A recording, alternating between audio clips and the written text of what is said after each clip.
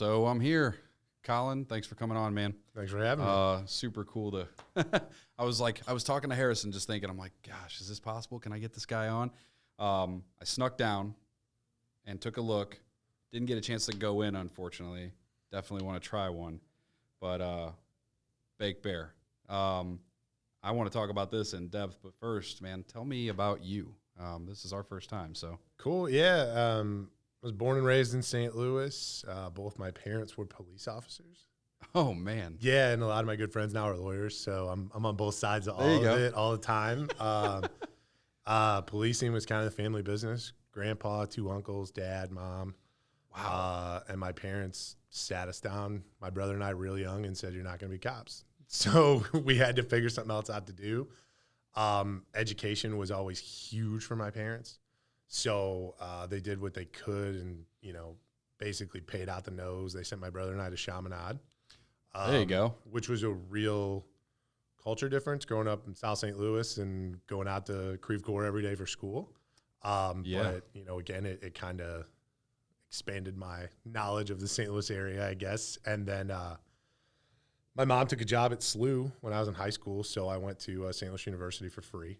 Oh, there you go. Which was pretty great. Yeah, that's awesome. What did she do there? She went into public safety, and she actually, I'm super proud of my mom. She went into public safety, and then she became their emergency preparedness coordinator. Oh, that's awesome. So my mom's one of the highest educated FEMA non-government employee, government people in St. Louis and in Missouri. I got a great amount of respect for them, man. When Perryville happened a couple years ago, I went down there with Team Rubicon. I volunteered, got on board with their crew, and went down there. And we responded within, it was 48 hours of the tornado. That's awesome. That was who, when we had to go to the gymnasium and get set up, that was who met us there, was some of the public safety professionals from St. Louis and from smaller municipalities around. And then one, I think, that came from D.C. because it was a big deal. It was an F5 tornado.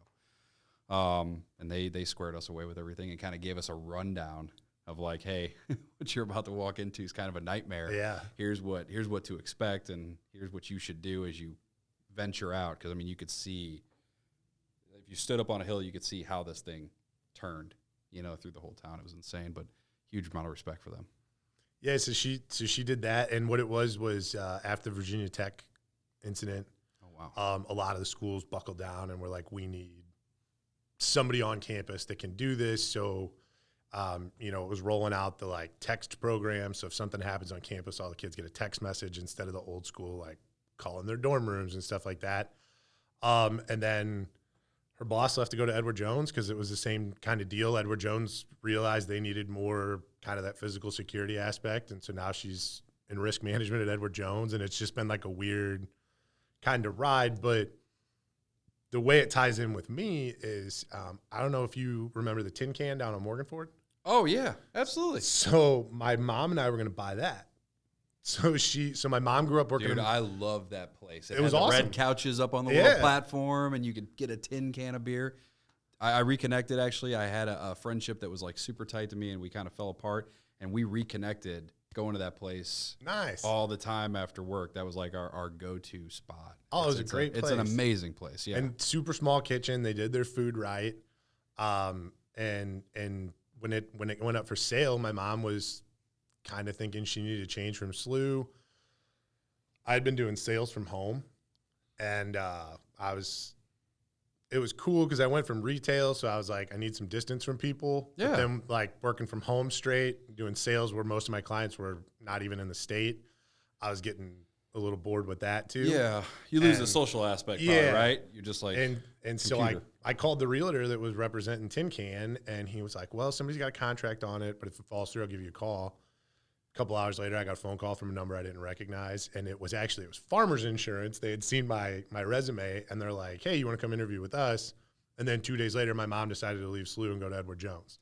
So it was a real weird, we were both, we were ready to just get back into the bars. She grew up working as a bartender, and she always told me, when the economy's up, people drink. When the economy's down, people drink. So learn how to. I don't think you can go bad in the bar business, man. Yeah, you're gonna win. I've been down that road, definitely. So I went from farmers to now I actually still do insurance when I can. I'm a commercial broker.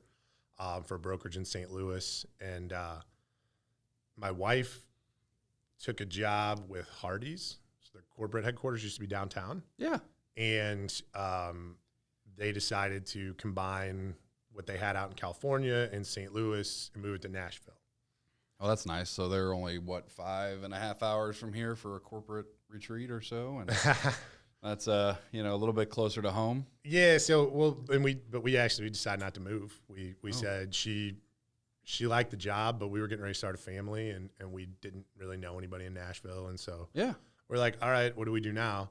And one of the vice presidents that she worked for his name's Steve Lemley. He's the guy that came to me with the Baked Bear idea. Yeah. So it was kind of out of the blue. That was another one. So there was another bar that came up for sale in Soulard that my wife and I almost bought. So basically every career change I've made is because I almost bought a bar. Almost bought a bar, and that's the title right there. So I will at some point. That's my retirement goal. I want. So you do want to have another. You're going to get into that again for sure. That's I honestly I want a hole in the wall that pays for itself, where my friends can come hang out. My wife and I love to entertain people. Dude, I saw a little spot down on Olive not too long ago. It's called the Tiny Bar. You ever seen this place? I've heard of it. I would say it's definitely no bigger than this studio space is. Yeah. And the bar is about as wide as our table. And so is the drink selection. I mean, there's something like right here, you're like, here's the 7 things you can pick, and that's it. But it has it's got a quaint, weird thing about it. Once you're in there, there's, they're at the most 20 people, I think, or like 30 people's capacity. And I can't imagine it costs too awful much because it's overhead's big. Nothing. So, and it looks just like a fun, That's my. It looks dream. full. Yeah. I mean, I can roll in at noon on a Tuesday and do a bank deposit and sit there and have a couple drinks with my buddies and grab some lunch, and that's about it. Like, I grew up. I worked in a lot of college bars, and when I was at that age, it was when Washington was really big with all the clubs and stuff like that. So I knew guys that ran those, and that's never been I'd rather be in a place that hole in the wall. Yeah, I'd rather be in a place that fits 10 people, and maybe there's a drunk on a guitar in a corner, and that's about it. Like, that's by far my favorite of the two options. Clubs has never been the thing. Always enjoy a good hole in the wall. Play some pool, maybe. That's about as far as it goes for me. Yeah. So you meet. So your wife introduced you to Steve. Mm-hmm. Steve then starts. Again, it kind of came out of nowhere. So Steve and his wife, their daughter was in high school at the time. And they didn't want to move to Nashville either. They had moved a bunch of times for his job with Hardee's. And they just said, screw it, we're staying. But they're not originally from St. Louis. So they had kind of picked my wife, and they picked our brains a couple times on, hey, we want to bring this concept in, or this concept in, or like, what part of town do you think needs this, and that kind of stuff. And then one day just randomly got an email where he was like, hey, this is what I want to do, but I don't have any operations experience. Can you come in and help me? And we decided not to buy the bar. So I was like, screw it, why not? I can still do insurance and some insurance. It wasn't, it wasn't a big financial commitment. And for food service, anybody that has ever worked in it or owns it, it's not easy. It's never easy. No. But what we do is probably as simple as it gets. I tell people all the time, like, I don't have to worry about a undercooked chicken or somebody leaving a box of vegetables out that go bad or something. Our spoilage is next to nothing. It looks it's very, it's a simple thing to put together, and it's pretty consistently top notch. Well, and it always looks, I was going to say, that's the thing. I was scoping the website, and I'm just like, you talk about something photogenic. I mean, everything looks good. There's nothing like, you look at some menus, you're like, it just doesn't look right. And, the aesthetic side of it's everything. And I looked at the thing. I'm like, there's not a single thing on here that I wouldn't eat. And that, and in the couple of years that we've been doing this, that's actually been the weirdest part for me. Yeah. Because the guys that started the concept out in San Diego, they're, I don't say it as a bad word, but they're millennials. And right. Technically, I guess I am too, but I'm a little older I am than too. that, yeah. And they want everything to be Insta-worthy is how they talk about it. And I was out of the industry when social media took off, kind of took over what it was. And so a lot of my attitude is still that old school of, like, as long as it tasted great and you had a good customer experience, you'll come back. or you'll tell somebody, whether or not you'll go online. And so I have been kind of learning the ins and outs of the landscape of how it works with food, right? Yeah, like the pissed off person is for sure going to go online, and maybe the happy person's not. Exactly. And so it's been a weird kind of growth process for me where, it's weird. You get to a point where you're like, I've seen everything in this industry. Like you can interview an employee and you'll be like, oh, I know exactly how that person's going to be, or a vendor relationship or something like that. But this is a totally new territory for me where I'm still kind of working through like, okay, yeah, I get why that has to look as beautiful as possible, but also like I want to make sure that, the food quality is 100% every single time, and that my staff is knocking it out of the park for customer service purposes. And if it looks great, that's just like extra for me. See, that's for me, like when I look at this, so I had the private school experience myself. I went to Green Park, I went to Lutheran South. And one of the guys I graduated with was Josh Dillon. Josh is he is the new Ted Drew per se. Nice. That's his, I believe, grandson. Okay. His Ted Drew's grandson. So when I go down there, I see Josh, and that's something they do. And the way you speak is exactly how they do it.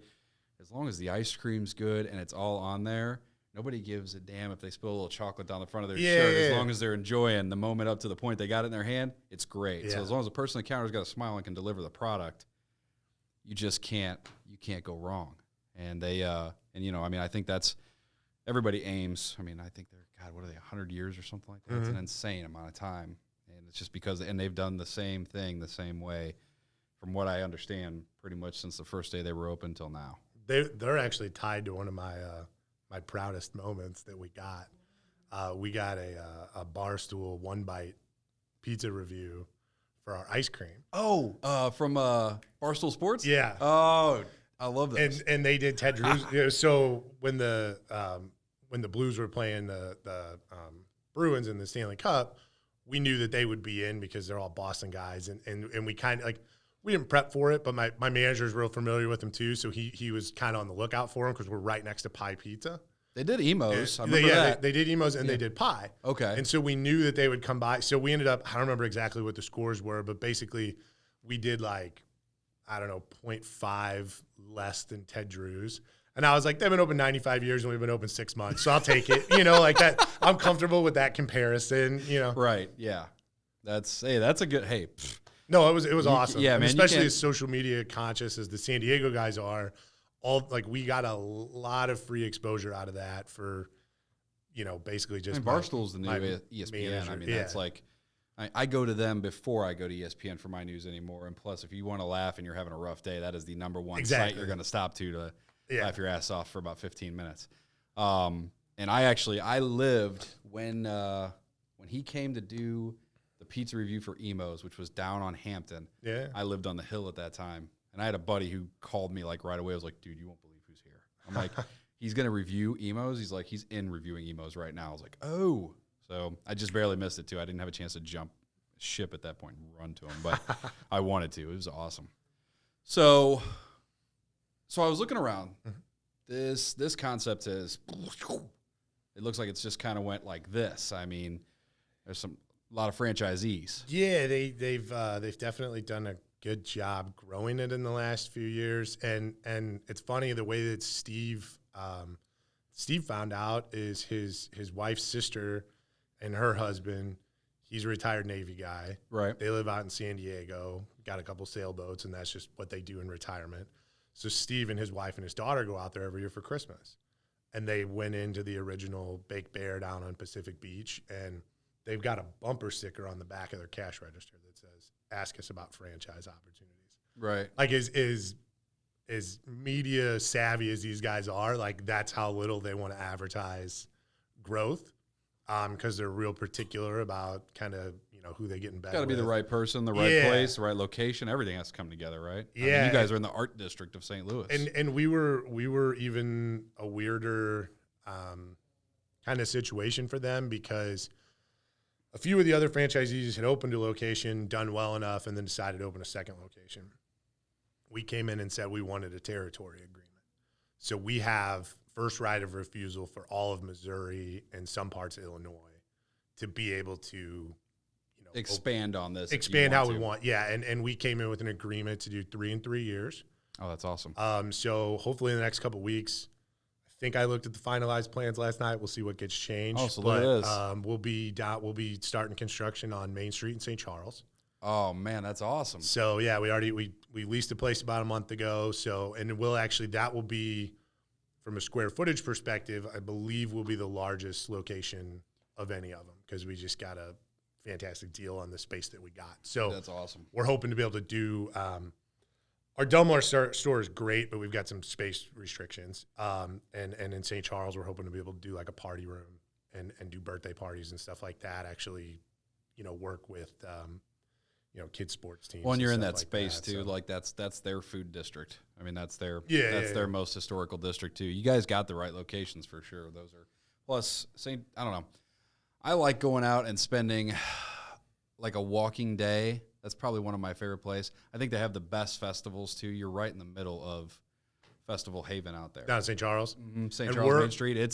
We're on the very end of Main Street, right by those parking lots and the Foundry Arts. So we'll be right by. Oh, I know exactly where you guys all those festivals and stuff. Yeah, it was very. It was a cool location to get for sure, and we're really excited about it. I think Delmar was a great entrance into the market. Yeah, because it's so touristy, and it does draw, families from Wentzville coming down to the zoo. WashU's 5 minutes down the street. Yeah, you can't beat it. But it's an amazing space. I probably spent first 9 months we were open every time I was there. Oh, where are you from? What brings you, trying to figure out where people were driving in from and things like that. You know what I meant to ask you earlier was the trolley. How did that help? Did that hurt? It's an absolute cluster. So, I mean, a couple people decided they wanted it and they did it. And this will be my part of my political portion, I guess, of the show. It's not a trolley. It's not a trolley. It's a bus on tracks. Okay. It's not open air. You can't get on and off of it. It's not fun.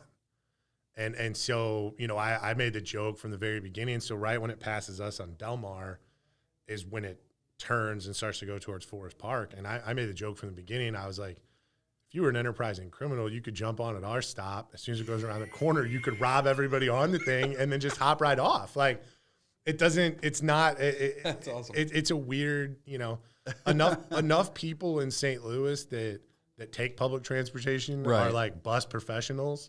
And this thing is not like it's a bus that just doesn't go anywhere. It just goes in a circle, I just figure I think about you guys and I think about a kid walks out, he's got ice cream, going into his face, jumping on the trolley. It can be this great thing. And everybody I've talked to has been worst. I go to kayak, or I did go to kayak all the time. Mm-hmm. It's probably my favorite coffee spot in St. Louis. And man, I had so many meetings prior to starting the show and just in my professional career, I had so many meetings down there with people. And that was the one thing I feel like everybody had in the conversation on their way down to meet me was they're like, man, I don't know how these business owners are handling this trolley situation, but it's a complete mess up. Yeah. I guess we were lucky that we didn't have to deal with any of the construction because it was done before you guys really got in. Yeah. But yeah, it's just it's a couple people thought it was a fun idea and they spent a lot of money to have a fun idea, and that's about all there is to it. But so the COVID stuff. Mm-hmm. That's why we're talking about interesting challenges. So how does that? You guys got these things kind of going up everywhere in the midst of this challenge, pandemic, whatever you want to call it. And how do you guys handle that? Because you're it's food, it's ice cream. On top of that, we've handled it as uniquely, I think, as we can. Right. So this was another one of those just kind of weird things fell into place, I guess. I've been saying that to people, but I'm not a big self-praise type of person, and I don't feel comfortable. Right. When people say oh, you got a great idea or you did this. This is one of those things I won't downplay though, because my staff has kicked ass during all of this. Right. And they deserve so much credit for getting us through. That it's been hard, but basically we found out about everything that was going on. They put in the first round of restrictions on the city. And it was still panic time, end of February. This is February, March. Yeah, probably middle of March, I guess. Probably second week of March. Okay.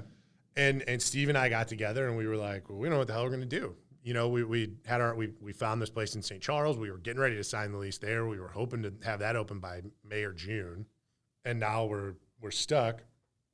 And on a Saturday, my wife just decided she's going to reach out to a bunch of her friends and see if they want a cookie and ice cream delivery.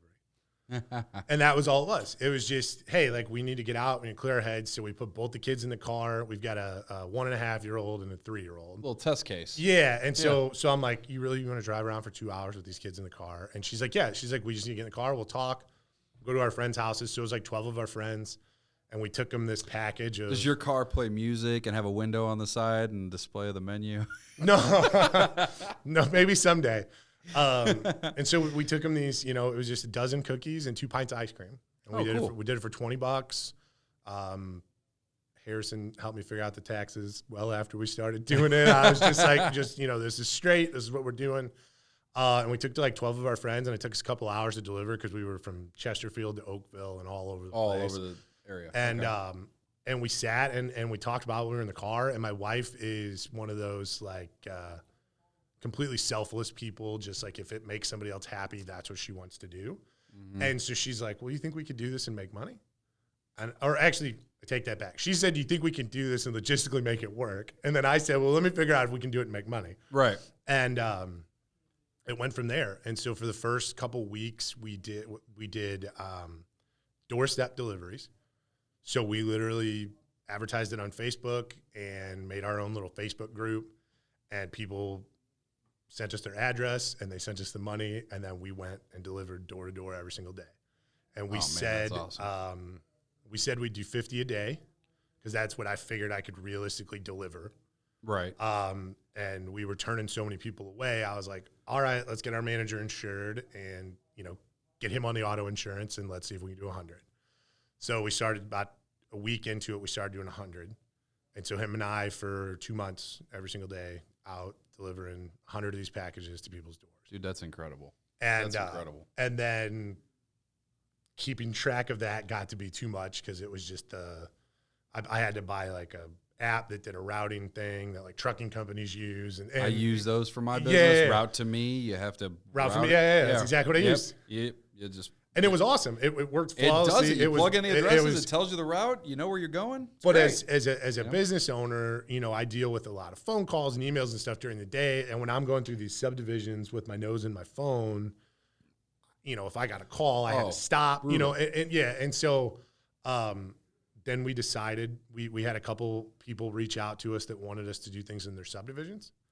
And so we're like, okay, cool. Let's do that. We'll do a pop-up. We'll actually go public with it. Pop-up so we can outdoor event. Round out, yep. Yeah. And so then for about 3 months, we've done those, and it was awesome. I mean, every single day, same kind of deal, selling the full 100, turning people away, just going around town. And so there's been a lot of businesses that have been cool to let us go in. Foretels and Afton has let us use their lot a couple times. We've used a few closed Steak and Shakes.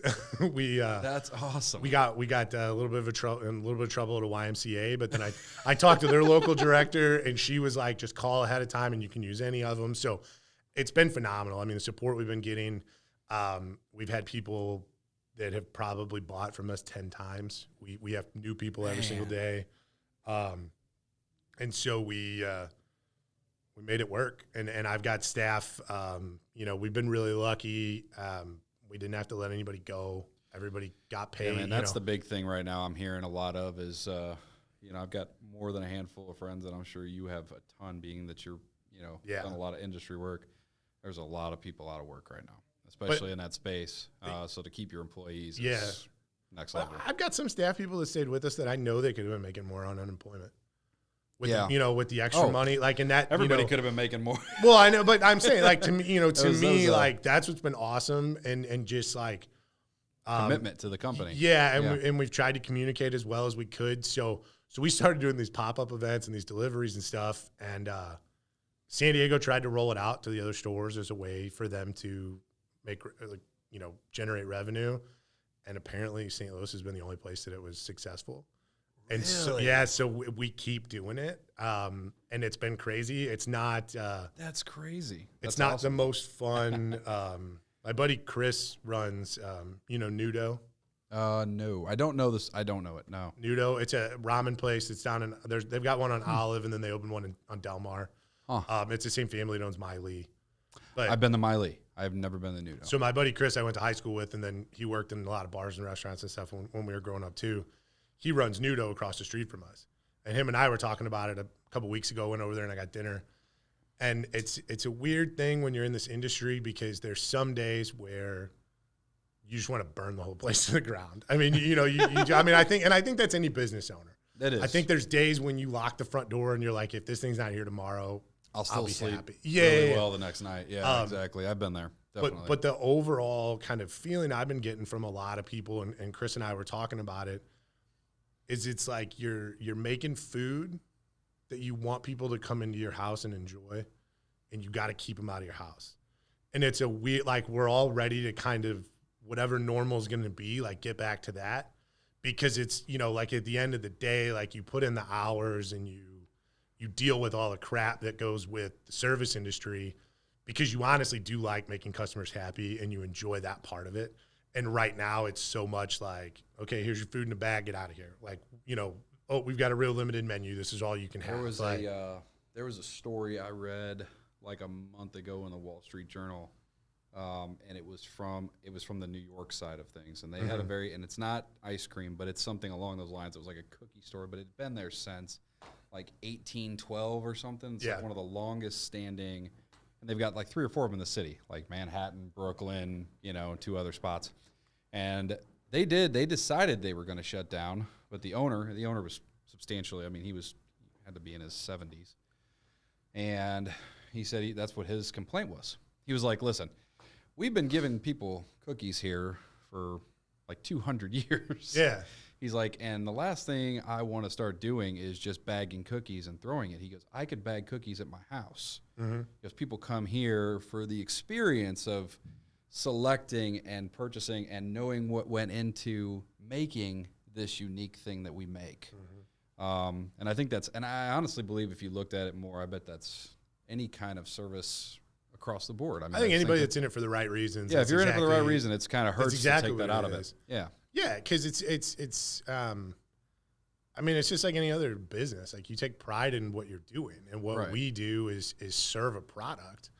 And yeah, like you said, I could give you the exact same cookies out of the back of a van, which is what we've been doing for months. It's and people love them, and we've been really lucky because we're hitting so much more of the area that maybe we wouldn't necessarily hit all the time. You're spreading awareness in a faster fashion than you would at a store, probably. Yeah, there's a lot of places in St. Louis where people just aren't going to come down to Del Mar. Right. But at the same time, it's just a different, it's for lack of a better way of putting it, it's not curated the same way. It's not like it's there. Like we're putting the love in it. We're doing what we can. We're offering, the top of the line product that we can. But it just doesn't feel the same. Hearing the bell ding when the door opens, just being like, all right, let's do this. Let's have some fun, Yeah, you get that enjoyment out of it. I've heard that story before here in the last, just in the last few months, we've had it on my end, same situation. It's pretty crazy when you feel like you're kind of rushing what should be an interesting or fun process. Yeah, exactly. You don't want to do that. So if you had to open a bar tomorrow, what would it be called? My nickname is Red, and I Red? Just Reds. Honestly, there's something simple or Tillman's, just to put Tillman's, the family name on it. Like I'm pretty. Sounds like a Patriot bar. I'm pretty simple. It's not like I don't need anything catchy to get people in the door, because honestly, when I open a bar, like I'm probably only gonna want my friends in there. 30, Here's the 30 people that have a membership to Correct. Tillman's. Yeah. There you go. Yeah. That's how I worked at. I was a manager for Llewellyn's for a while, and that's how they did. They had tab accounts in their computer system. Right. A lot of their friends had them too. So it's like you had a code number, and that's exactly what I would do. Is just be like, all right, you owe me this at the end of the month. Like this is It's like cheers. I got to keep the lights on. Yeah. Yeah. There you go. Well, gosh, man, I'm so happy you came on. I appreciate you taking the time to sit down with me and talk about that whole thing. And hopefully once St. Charles opens, here soon, yeah, right? Is that a 45, 60-day out? What do you think? It's a 6-week build-out process, so we'll see what the hell happens. And I know that COVID they're saying there might be a round of this that may cause a little havoc around flu season. So, and St. Charles county hasn't put the same restrictions on yet. So St. Charles doesn't. We've been reopened. We've been working on a reopening on Del Mar, so we're doing weekend service. But again, it's at the door. It's all to go. We've got our outside tables so people can sit and enjoy it, and we've done a few weeks of that, and we've had success with it. And more than anything, it's just letting people know that we're back down there. GrubGo, DoorDash. You know, we're signed up for them. That was a big kind of push from San Diego. We've never had much luck with it. Really? And so that was actually one of the first things we shut down when we went to closing the shop down, was just because it's a limited menu. And when COVID kind of hit, everybody wanted to order it through Uber Eats or DoorDash or something like that. But then they wanted to specify the menu, and it was just really complicating things. So when we reopen, we'll go back to that. But for right now, we're just kind of pushing ourselves to get there. Yeah. I think with WashU being gone, it wouldn't make much difference. Man, that's gonna hurt, because we don't really have a product that you can, deliver 20 miles away and still have it be, perfect with the ice cream. So, well, when you said the car thing, that was the first thing that hit my head. I was like, I wonder if it was 91 and you put them in a cooler, you still have a shelf time before. Yeah, the deliveries, we were hitting it. We'd start delivering about 1, and if we hit about 5 o'clock, we'd have some melted pints. So that's been the other thing with the grab and goes, is just, quicker service time. Yeah. But yeah, I've probably bought 13 coolers since this thing started, and I call Arctic Ice every other week, and hey, bring me more bags of ice. More ice, more coolers, give me it all. So, I mean, it's been fun, it's been different, but I'm definitely ready to get back to normal. Well, hey man, I appreciate you coming on. And when you get opened up, actually, fun thing is I'm going to, are you guys have the inside open now, right? Down on Del Mar? On Friday, Saturday, and Sunday, you come down from noon to 8. But it's at the door to go. So you'll be able to walk up, get what you want. Correct. Scoot out of there. I was gonna say, I think I'm gonna make a trip down to this weekend. We're gonna stuff our faces full of them. And man, when you're back up in the new one in St. Charles, I'll definitely be down there, and we'll have you back on once that opens, because I want to hear how that whole thing goes off. It should. Yeah, for sure. It should be cool. It's a cool building. I'm looking forward to it. I think it'll be real exciting. Heck yeah, man. Well, hey, thanks for coming on. I appreciate it.